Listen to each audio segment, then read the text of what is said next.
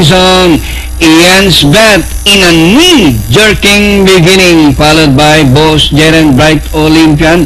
Eto na ako, Racing on the outside, Heyday, and Global Warrior.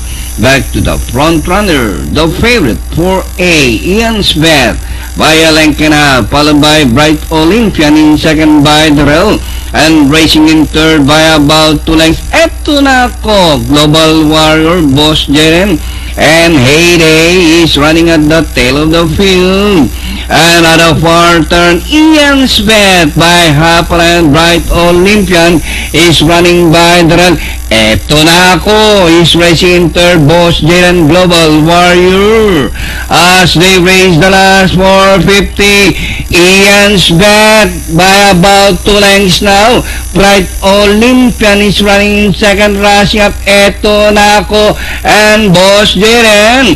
And with the last 250 meters more to run, Ian's bet by Alenkina, Boss Jeren. Eto na ako, is running by Darrell. It's now Boss Jeren on the outside, and nearing the finish line, number 5, Boss Jeren, well-trained, atong yang ko, close for Ian's bet. Eto na ako, Global Warrior.